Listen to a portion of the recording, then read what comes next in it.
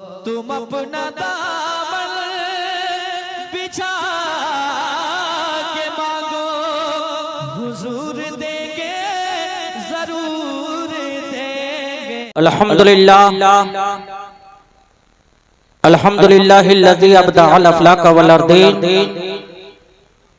वस्सलातु वस्सलामु अला मन काना नबिय्यन व आदमु बैनल माइ वत्तीन।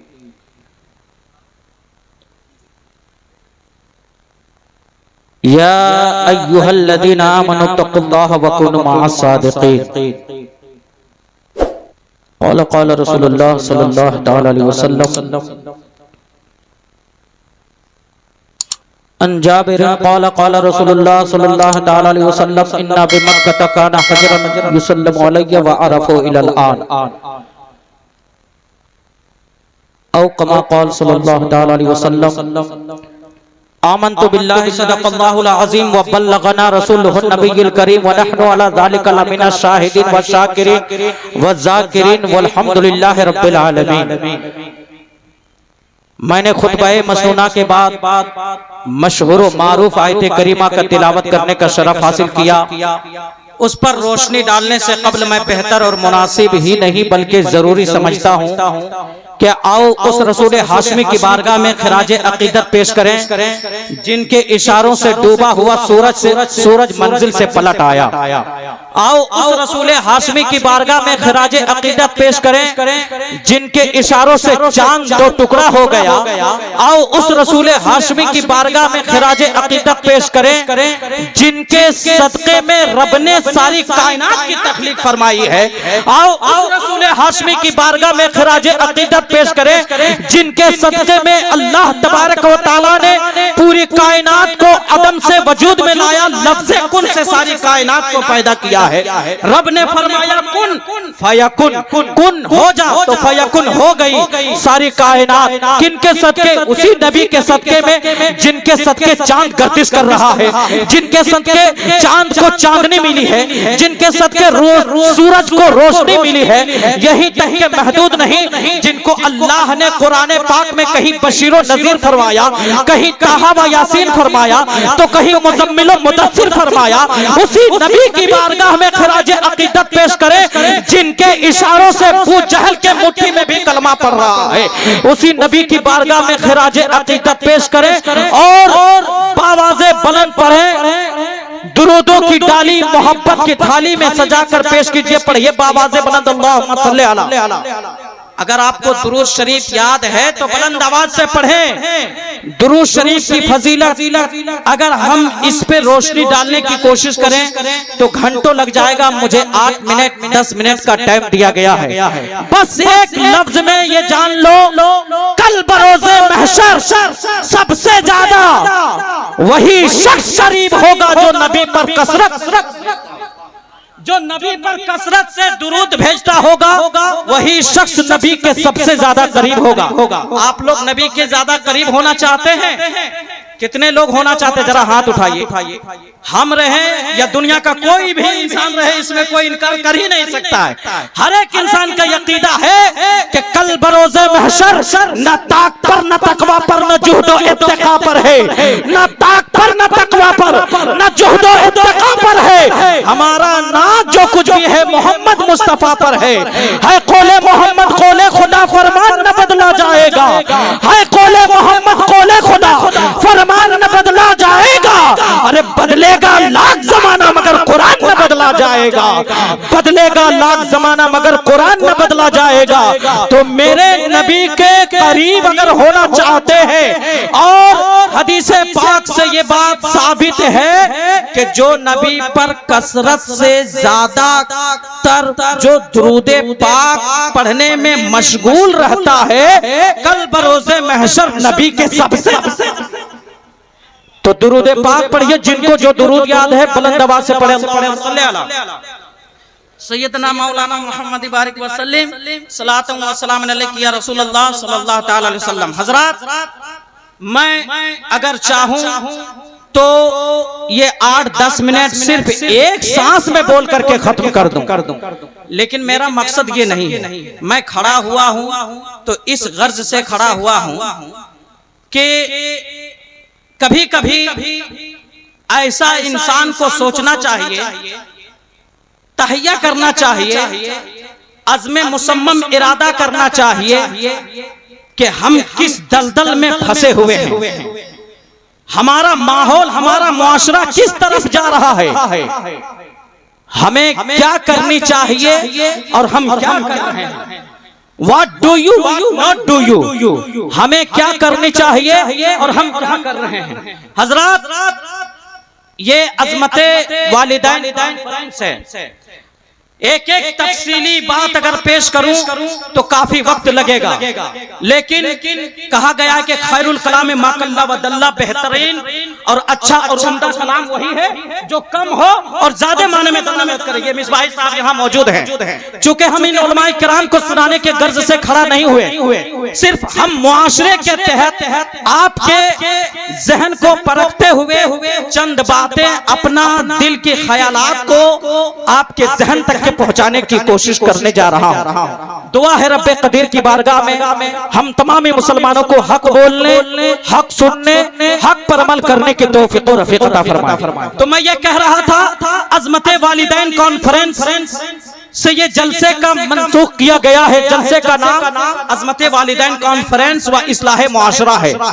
हजरत, एक होता है हुकूकुल्लाह, एक होता है हुकूकुल इबाद, एक होता है बंदे का हक, एक होता है अल्लाह का हक।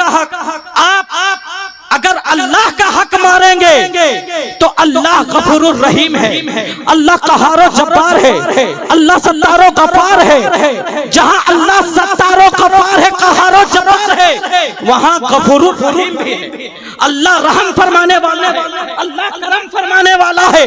अगर रब तुम्हें माफ कर दे, रब की बारगाह में गिरिया बाजारी करोगे, रो रो करके गिरिया बाजारी करोगे तो रब तुम्हें माफ कर देगा, रब तुम्हें माफ कर सकता है। मगर पढ़े लिखे लोग यहाँ पे हैं, जहन दीजिएगा, ये तो है हुकूकुल्लाह, मगर अगर हुकूकुल इबाद जो बंदे का हक है, जिस बंदे का जो हक है वो हक अगर आपने अदा नहीं किया तो जब तक के वो बंदा माफ नहीं करेगा, खुदा भी माफ नहीं करेगा।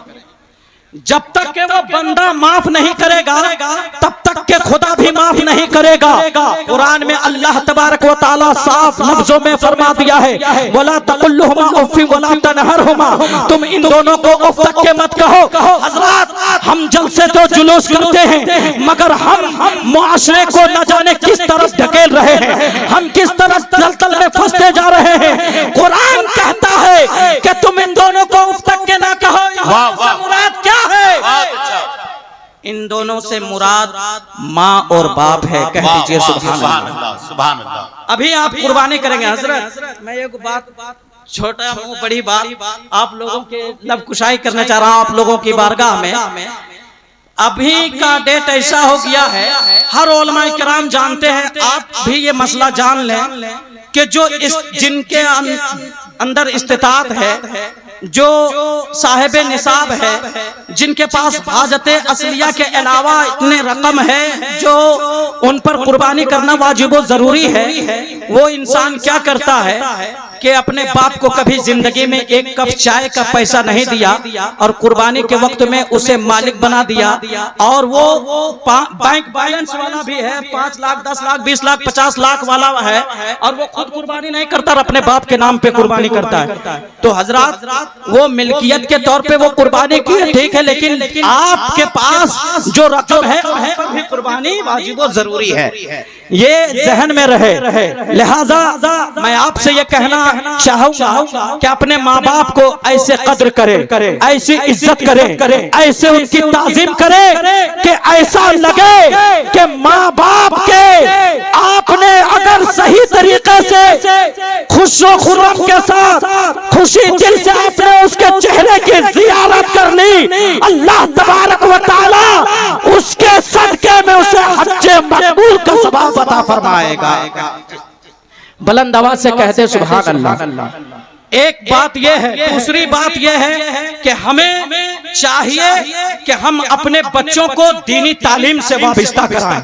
अगर हम अपने बच्चों को दीनी तालीम से वाबस्ता कराएंगे, अभी चंद लम्हे पहले सोशल मीडिया के जरिए से आपने सुना होगा कि कितनी ऐसी बच्चियां हैं, कितनी ऐसी बच्चियां हैं जो बच्चियां हमारे कौम के रहने वाली, कुरान पढ़ने वाली, कलमे तैयबा पढ़ने वाली, मजहब इस्लाम को मानने वाली वो बच्चियां, कसम खुदा की, अल्लाह अकबर, वो मुर्तद हो गई। ये कितनी बड़ी बात है। ये जिम्मेवारी कहाँ जाती है? अब हम लोग बच्चा नहीं रह गए, हम लोग भी बच्चे के बाप हो गए हैं। अब हमारी भी एक जिम्मेवारी है। अल्लामा मौलाना अब्दुल रऊफ रौनक मिसबाही साहब ये तो न जाने कितने जलसों से आपको पैगाम दे रहे हैं जिसका कोई अंदाजा कर नहीं सकता। अल्लामा मौलाना इखलाकुल कादरी चतुर्वेदी साहब, आप इनके वाज़ो नसीहत सुन रहे हैं। अल्लामा मौलाना गुलाम रब्बानी नश्तर इलाहाबादी, ये सब उलमा चीख चीख करके आपको यही दस्तक देते हैं कि न संभलोगे तो मिट जाओगे ऐ हिंदी मुसलमानों, न संभलोगे तो मिट जाओगे ऐ हिंदी मुसलमानों। तुम्हारी दास्तान तक न होगी दास्तानों में, तुम्हारी दास्तान तक न होगी दास्तानों में। आप अपने बच्चों को कुरान की तालीम देने के बजाय कोई और तालीम देते हैं। मैं ये कहना चाहूंगा, यहाँ पे एक पॉइंट सुनिएगा, कुरान की तालीम से क्या मुराद है? ऐसा नहीं कि सिर्फ एक दो पारा आप उसे रटवाने के तरह आप पढ़ा दिए, अल्हम्दुलिल्लाह पढ़वा दिए, ये हो गया, ऐसा कुछ नहीं है। बल्कि आप उसे जन्नती जेवर, बहिश्ती जेवर, सुन्नी जन्नती जेवर, ये सब जब तालीम देंगे तब उसे इस्लाम के बारे में मालूम होगा कि सिद्दीक़ अकबर की शख्सियत का नाम है, फारूक आज़म की शख्सियत का नाम है, उस्मान गनी की शख्सियत का नाम है, अली मुर्तज़ा की शख्सियत का नाम है, फारूक आज़म किसको कहते हैं, हजरत हंज़ला किसको कहते हैं, ज़ैद इब्न बकर किसको कहते हैं, हजरत उमर फारूक किसको कहते हैं, फातिमा ज़हरा किसे कहते हैं, बीबी ज़ैनब किसे कहते हैं, हजरत रुक़ैया बानो किसको कहते हैं। जब आप उसको इन किताबों को तालीम देंगे, जब उर्दू सही से वो पढ़ने लगेगी, जब वो बच्चा कानून शरीयत सही तरीके से पढ़ने लगेगा, तब वो जानेगा कि सिद्दीक़ अकबर का मकाम कितना बुलंद है, फारूक आज़म का मकाम कितना बुलंद है, इमाम हुसैन का मकाम कितना बुलंद है। अगर ऐसी तालीम अगर नहीं देंगे तो पता क्या चला, आप रटे रटाए हुए एक दो पारा सिर्फ नाजरा पढ़ा दिए, उसके बाद वो बच्चा घर में आया, खेलो शोर गुल में मशगूल रहा, खेल लो में मशगूल रहा। अब वो बच्चा क्या करता है कि जिंदगी के अय्याम बुजुर्गाने दीन के तरीके पे क्या गुजारेगा। ये फिल्मी अदाकारों के तरीके को अपनाना शुरू कर देता है, क्रिकेटरों की जिंदगी को अपनाना शुरू कर देता है। याद रखो मुसलमानों, जब उसके दिल में मोहब्बत रसूल, इमाम हुसैन की मोहब्बत, सहाबाए किराम की मोहब्बत, उनका इखलास, उनका किरदार, उनके अफ़ाल, उनके रहने सहने का तरीका मालूम हो जाएगा तो उसके किरदार बोलेगी नबी नबी, उनके गुफ्तार बोलेगी नबी नबी, उनके खलवत बोलेंगे नबी नबी, उनके जलवत बोलेंगे नबी नबी। वो यहाँ रहेगा तो यहाँ भी बोलेगा नबी नबी। अल कल बरोज़े महशर हदीस पाक के तहत मन तशब्बह बिक़ौमिही फहुवा मिनहू, इस हदीस पाक के तहत वो ऑस्ट्रेलिया के किसी क्रिकेटर के साथ में नहीं उठेगा, वो शाहरुख खान और अमिताभ बच्चन के साथ में नहीं उठेगा। अगर उठेगा तो सिद्दीक़ अकबर के साथ में उठेगा, फारूक आज़म की बारगाह में जाएगा, उस्मान गनी की बारगाह में जाएगा। जब हम अपने बच्चों को दीनी तालीम से वाबस्ता कराएंगे तो वो दुनिया में भी कामयाब रहेगा, वो आखिरत में भी कामयाब रहेगा। तभी तो मेरे पीरो मुर्शिद फरमाते हैं, जहाँ पानी अता कर दे भरी जन्नत हिबा कर दे, जहाँ पानी अता कर दे भरी जन्नत हिबा कर कर दे। नबी मुख्तार कुल है, जिसे जो चाहे अता कर दे। नबी मुख्तार कुल है, जिसे जो चाहे अता कर दे। इन्हीं चंद बातों के साथ हम अपनी बातों को खत्म करते हैं। वाखिर दावाना अल्हम्दुलिल्लाहि रब्बिल आलमीन। अस्सलामु अलैकुम व रहमतुल्लाहि तआला बरकातुहू। हमारे बोलने में या आपके सुनने में किसी तरीके की लग़्ज़िश हो गई है तो मैं तौबा इस्तिग़फ़ार पढ़ता हूँ, कलमा तैयबा पढ़ता हूँ, आप भी इसमें शामिल हो जाएं। अस्तग़फ़िरुल्लाह रब्बी मिन कुल्ली ज़ंबी व अतूबु इलैह। हक़ ला इलाहा इल्लल्लाह मुहम्मद।